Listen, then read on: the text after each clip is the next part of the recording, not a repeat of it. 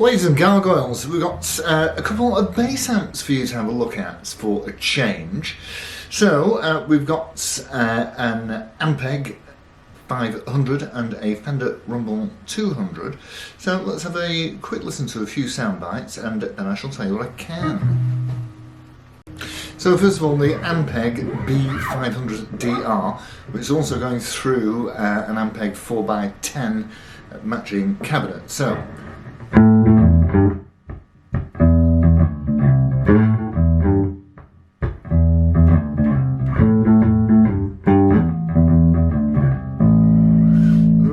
presets on this which are really user friendly. I won't show you them, I promise.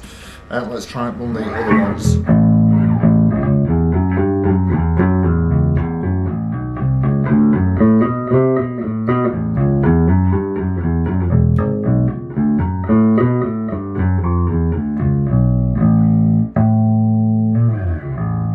Okay, let's have a listen to the Rumble. Okay, and a quick listen to the Fender 200 Rumble.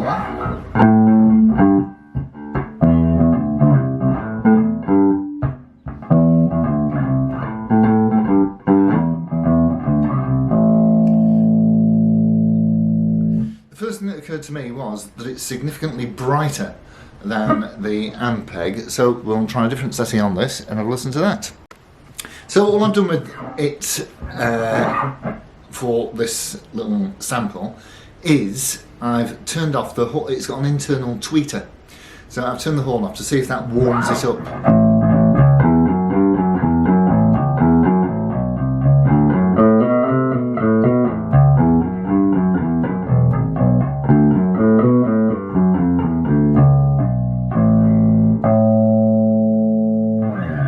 My oh my, it does. Now let's have a quick look at the specs and whatnot. Okay, so let's look at the Rumble first, which I've conveniently popped on top of the Ampeg. So there's the front, as you can see. It's got, you know, a regular speaker grill, no big surprises. And on the top here, you have got, I'm not going to read all of those out to you because I know that you can read. But what is useful about it, certainly, is that you've got these little instant effects and they do change the sound significantly. And you've even got, for crying out loud, an overdrive on a bass amp, which I find bewildering, to be honest with you, because you've already got a gain knob in addition to the master volume. And I'll tell you what, when you press that button, it really will peel your face off. Okay, so that's the front and top of the Fender Rumble. Now let's have a look around the back.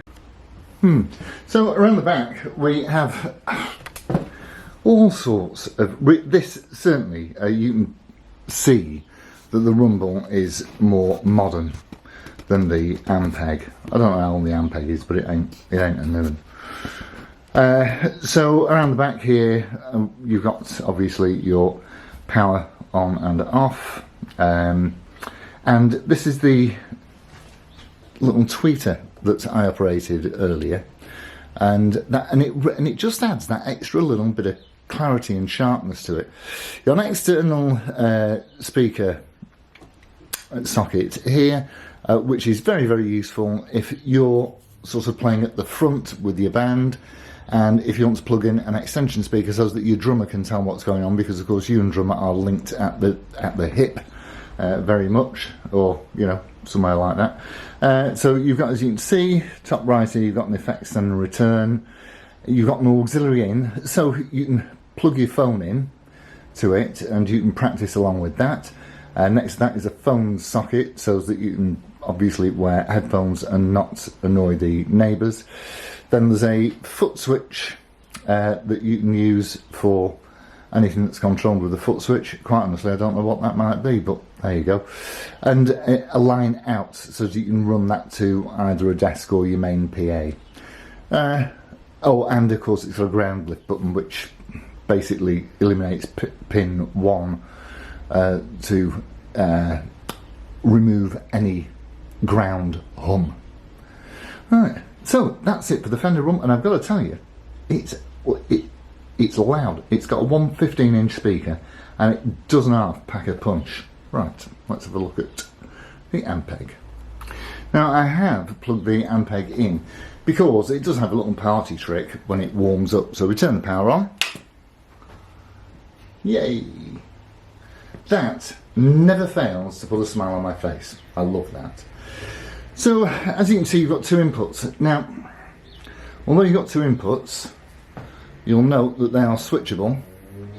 You press that and it takes you from one to the other. And the reason for that is so that you can have two instruments plugged in at the same time and then switch from one instrument to the other without making any horrible noises. It's probably, you know, a bit bell and braces really, but it's a nice feature. This pad LED here will, you'll probably only really use that if you're using an instrument with active pickups, and that will prevent it from melting itself. Usual kind of things. Gain, bass, mid, treble, and the effects blend that you can see at the end here is obviously used, and we'll have a look around the back in a minute, if you're using any effects with it.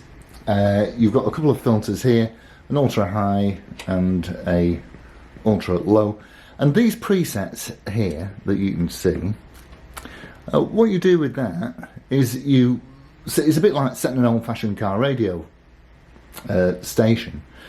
So you select whatever configuration it is that you want, and then you just press and hold in, and it will store that for you. Okay, let's look at that. So that's that. Look, oh, and this limiter again is to prevent distortion at high gain levels. Okay. So here's the back of the Ampeg. This is where your power cable goes in. Speaker outputs, there are two on the back of this B series 4x10. There is, or there are, I should say, two speaker inputs. So the outs go nicely to the ins. There's what looks like a 5-pin DIN cable here that goes to your foot switch, to another 5-pin DIN there. So with this you'll be able to select those presets that we saw on the front just earlier. Balance line out, again, that's going to go to your mixer. At least you've got a level on this one, so that you can obviously control how much juice is going from the amp into your desk. You can use it as a preamp to power something bigger, or you can also plug in an additional power amp.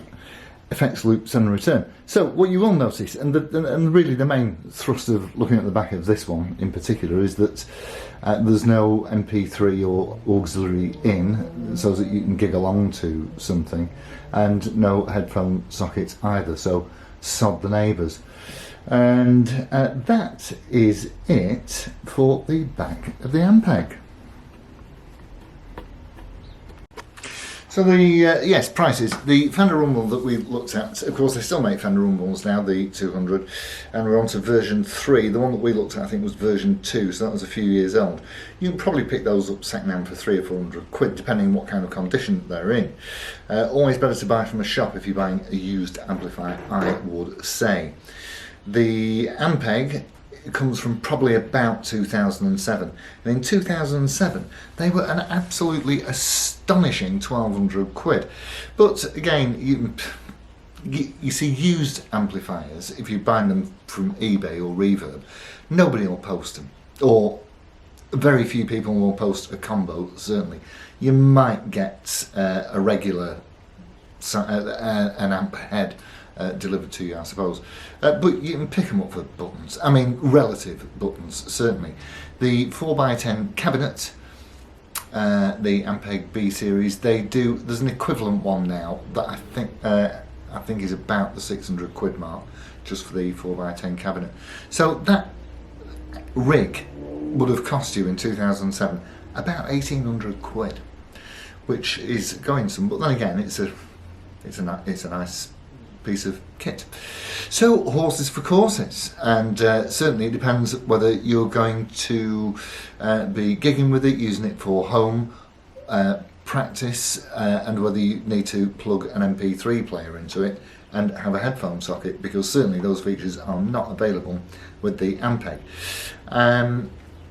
What would I say? If you're in the market for an amplifier, certainly if you have a look for one that's on an auction, you'll pick it that's close to you. As long as you can pick it up yourself, you'll do very, very well. So that's it from the Ampeg and the Fender.